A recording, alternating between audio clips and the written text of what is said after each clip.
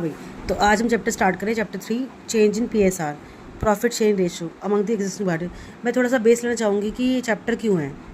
मैं इसके बारे में बात करना चाहूँगी फर्स्ट ऑफ ऑल कि ये चैप्टर नंबर 3 जो आपका है TS ग्रेवाल के, जो आपका CBSE का सिलेबस है, चैप्टर 3, चैप्टर 4, चैप्टर 5, चैप्टर 6, इनके नेम क्या बेटा।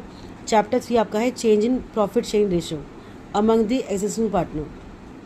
चैप्टर 4 आपका क्या है, एडमिशन। और चैप्टर 5 क्या आपका, रिटायरमेंट। चैप्टर 6 है डेथ, ठीक है। चैप्टर 7 है समथिंग एल्स, लेकिन यहाँ पे वर्ड लिखा है एमालगमेशन।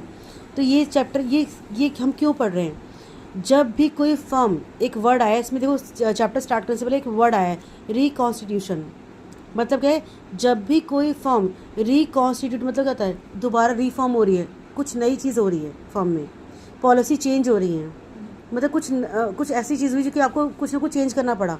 और कोई भी चेंज अगर फर्म में आता है तो वो नई फर्म बन जाती है, और नई फर्म को हम क्या बोलते हैं, रिकॉन्स्टिट्यूटेड। तो जो भी चैप्टर में हमने बात की, चैप्टर नंबर 3 जो आपका चेंज इन PSR है, एडमिशन है, रिटायरमेंट है, डेथ है, ये आपके सीक्वेंस ऑफ चैप्टर आपके CBSE TS ग्रेवाल के। तो जो भी ये चैप्टर्स है, इनमें क्या हो रहा है, आपकी फर्म क्या हो रही है, रीफॉर्म हो रही है, रीऑर्गेनाइज हो रही है, यानी कि पॉलिसीज चेंज हो रही हैं। तो यानी कि इन सब ये सारे कैसे कनेक्टेड है, बिकॉज इसमें क्या हो रहा है, फर्म क्या हो रही है, रिकॉन्स्टिट्यूटेड हो रही है। तो यानी कि जो आप लॉज इसमें पढ़ोगे, चैप्टर नंबर 3 में पढ़ोगे, वही एडजस्टमेंट आप पढ़ोगे चैप्टर 4 में, उसी एडजस्टमेंट को आप पढ़ोगे चैप्टर 5 में, और उसी को पढ़ोगे चैप्टर 6 में। बस हल्का सा वेरिएशन आएगा, बिकॉज केसेस अलग अलग होंगे। अब पहला केस क्या आता है, देखो फर्म चेंज कैसे हो रही है। यहाँ पे क्या चेंज, बेटे केस क्या बना कि आपने क्या बोला, और कितना अच्छा नाम लिखा हुआ है, मुझे इसका नाम बहुत अच्छा लगता है क्योंकि बिल्कुल एप्ट नेम है, change in profit sharing ratio among the existing partner. यानी कि पहले जो मान लो 3 पार्टनर थे ABC, उन्होंने बोला कि हमारी रेशियो 5:3:2 थी। फिर समवेयर कहीं रियलाइज़ हुआ कि ऐसा करते कि हमारी रेशियो ना इक्वल होनी चाहिए थी, तब ज़्यादा जेन्युइन होता।